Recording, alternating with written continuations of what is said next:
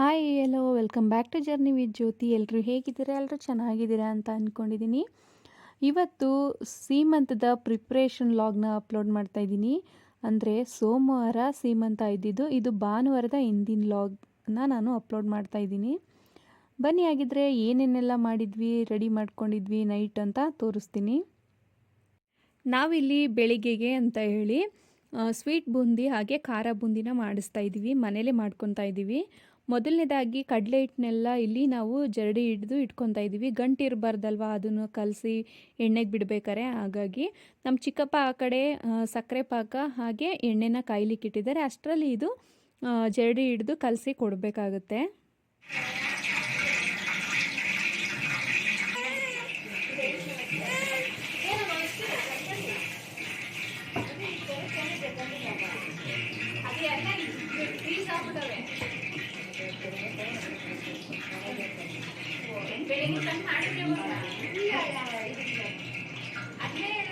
ಕಡಲೆ ಹಿಟ್ಟೆಲ್ಲ ಜರಡಿ ಆಡಿ ಕಲಿಸ್ಕೊಳ್ಳೋ ಅಷ್ಟರಲ್ಲಿ ಎಣ್ಣೆ ಕೂಡ ಕಾದಿತ್ತು. ಇವಾಗ ಬೂಂದಿಗಳನ್ನ ಬಿಟ್ಕೊಳ್ತಾ ಇದ್ದೀವಿ.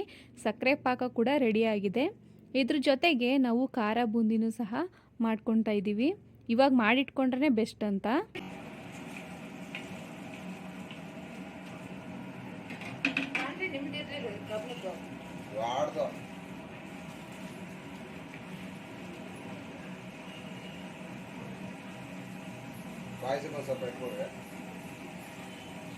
ಇದಕ್ಕೇನು ಹಾಕಲ್ವಲ್ಲ ಚಿಕ್ಕಪ್ಪ?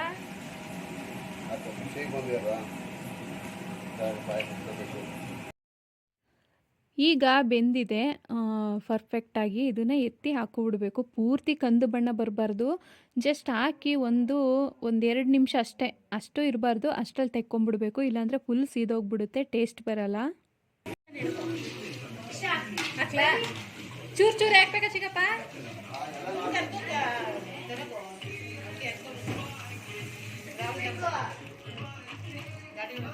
ಇನ್ನೊಂದು ಕೈ ಎತ್ತು, ಬಿಸಿ ಅದು.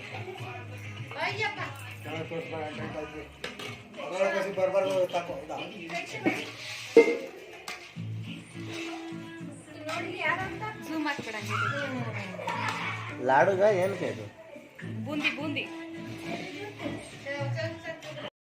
ಎಲ್ಲ ಕರೆದಿದ್ದಾದಮೇಲೆ ಸಕ್ಕರೆ ಪಾಕನ ಇದ್ರೊಳಗಡೆ ಹಾಕಿ ಚೆನ್ನಾಗಿ ಮಿಕ್ಸ್ ಮಾಡ್ಕೋಬೇಕು. ಮಿಕ್ಸ್ ಮಾಡಿದ ನಂತರ ಇದಕ್ಕೆ ಸ್ವಲ್ಪ ಕೊಬ್ಬರಿ ತುರಿ ಹಾಗೆ ದ್ರಾಕ್ಷಿ ಏಲಕ್ಕಿ ಪುಡಿನ ಮಿಕ್ಸ್ ಮಾಡ್ಕೋಬೇಕು. ತುಂಬಾ ರುಚಿಯಾಗಿ ಬರುತ್ತೆ. ಇಷ್ಟನ್ನು ಹಾಕಿ ಮಿಕ್ಸ್ ಮಾಡಿಕೊಂಡ್ರೆ. ನನ್ನ ತಮ್ಮ ಇಲ್ಲಿ ಮಿಕ್ಸ್ ಮಾಡ್ತಾ ಇದ್ದಾನೆ. ಚೆನ್ನಾಗಿ ಮಿಕ್ಸ್ ಕೊಟ್ಕೋಬೇಕು, ಯಾಕಂದರೆ ಸಕ್ಕರೆ ಪಾಕ ಎಲ್ಲ ಕಡೆ ಹೋಗ್ಬೇಕಲ್ಲ. ಹಾಗಾಗಿ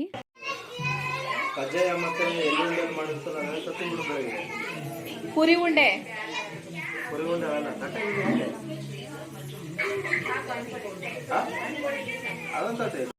ಈ ಕಡೆ ಖಾರ ಬೂಂದಿ ಕೂಡ ರೆಡಿಯಾಗಿದೆ. ಇದ್ರದ್ದು ನಾನು ವಿಡಿಯೋ ಮಾಡ್ಕೊಂಡಿಲ್ಲ, ಆದರೆ ವ್ಯತ್ಯಾಸ ಏನಿಲ್ಲ. ಸೇಮ್ ಬೂಂದಿ ಕಾಳುಗಳನ್ನ ಎಣ್ಣೆಲಿ ಕರ್ಕೊಳ್ಳೋದು, ಇದಕ್ಕೆ ಉಪ್ಪು ಖಾರ ಹಾಗೆ ಬೆಳ್ಳುಳ್ಳಿ ಒಣಮೆಣ್ಸಿಕಾಯಿ ಎಲ್ಲ ಜಜ್ಜಿ ಒಗ್ಗರಣೆ ಹಾಕ್ಕೊಳ್ಳೋದು, ಅದಕ್ಕೆ ಸಕ್ಕರೆ ಪಾಕನ ಹಾಕ್ಕೊಳ್ಳೋದು ಅಷ್ಟೇ. ಹಾಗೆ ಇಲ್ಲಿ ಮಕ್ಕಳುಗಳೆಲ್ಲ ಒಂದು ರೂಮಲ್ಲಿ ಸೇರ್ಕೊಂಡು ಆಟ ಆಡ್ತಾಯಿದ್ರು.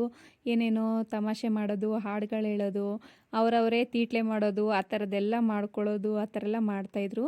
ನಾವಿಲ್ಲಿ ಅಡುಗೆಗೆ ಅಂತ ರೆಡಿ ಮಾಡ್ಕೊಳ್ತಾ ಇದ್ದೋ, ಬಿಸಿಬೇಳೆ ಬಾತ್ ಮಾಡೋಣ ಅಂತ. ಎಲ್ಲರಿಗೂ ದೊಡ್ಡ ತಲೆ ಅದು.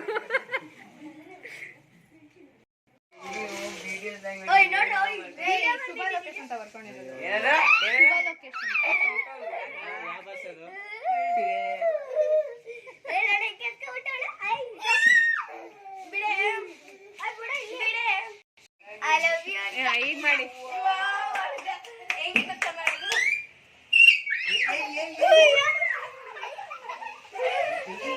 ಇದೊಂದು ಮಂಗಗಳ ಸೈನ್ಯ. ಇದೊಂದಷ್ಟು ಮಂಗಗಳು ಸೇರ್ಕೊಂಡವೆ.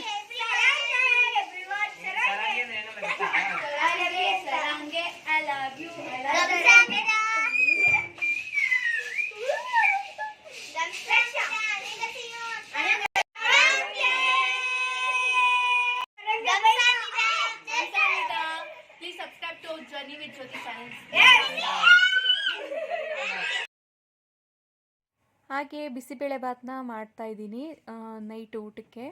ಯಾಕೆ ಬಿಸಿಬೇಳೆ ಬಾತನ್ನ ಇದು ಮಾಡಿದ್ವಿ ಅಂದರೆ, ಅನ್ನ ಸಾಂಬಾರು ಅವೆಲ್ಲ ಯಾಕೆ ಸುಮ್ಮನೆ ರಿಸ್ಕ್ ಆಗುತ್ತೆ. ಬಿಸಿಬೇಳೆ ಬಾತ್ ಆದರೆ ತುಂಬ ಈಸಿಯಾಗಿ ಮಾಡ್ಕೋಬೋದು, ಬೇಗನೂ ಕೂಡ ಆಗುತ್ತೆ.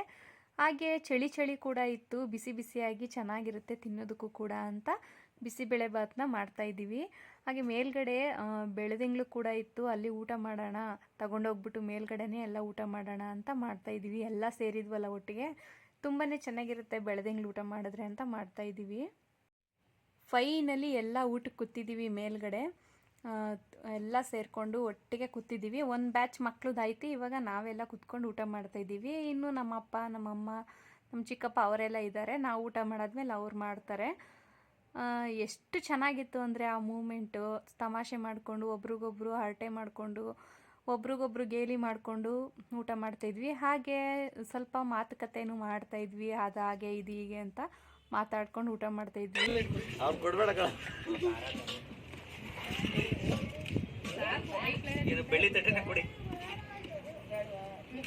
ಯೋಚನೆ ಮಾಡಿದ್ರು ದಾರಿ ಸರಿ ಬರ್ಲಿಲ್ಲ, ಯಾಕೋ ಬಿಸಿ ಬೆಳೆಗೆ ಆತ ಗಟ್ಟಿ ಊಟ ಆಗಲ್ಲ, ಅದಕ್ಕೆ ಕಂಫರ್ಟಬಲ್ ಇಲ್ಲ.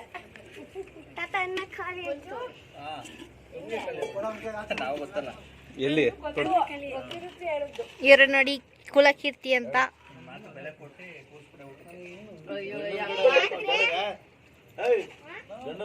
ಹಾಕೋ ಹಾಕಿರೋ ಸ್ವಲ್ಪ ಕಂಪ್ಲೇಂಟ್ ಮಾಡಿ ಹೋಗಿ.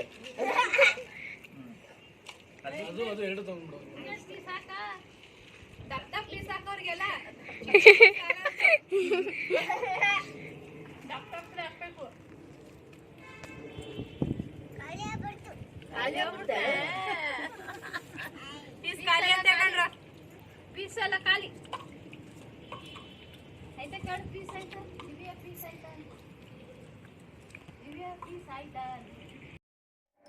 ಫ್ರೆಂಡ್ಸ್, ಹೇಗಿತ್ತು ಈ ಲಾಗ್? ಅಂದರೆ ತುಂಬ ಲಾಂಗ್ ವಿಡಿಯೋನ ಮಾಡಿಲ್ಲ ನಾನು, ಯಾಕಂದರೆ ವಿಡಿಯೋ ಮಾಡ್ಕೊಳ್ಳಿಕ್ಕೆ ನಂಗೆ ಅವಕಾಶನೂ ಇರಲಿಲ್ಲ. ಅದು ಇದು ಸಣ್ಣ ಪುಟ್ಟ ಕೆಲಸ ಇರುತ್ತಲ್ವ, ಹಾಗಾಗಿ ಹೂಗಳನ್ನ ತಂದಿದ್ರು, ಹೂ ಕಟ್ಟೋದು ಮತ್ತು ಬೆಳಿಗ್ಗೆಗೆ ತರಕಾರಿ ಎಲ್ಲ ಬಿಡಿಸಿಟ್ಕೊಳ್ಳೋದು, ಎಕ್ಸ್ಟ್ರಾ ಕೆಲಸಗಳು ಇದ್ದೇ ಇತ್ತು.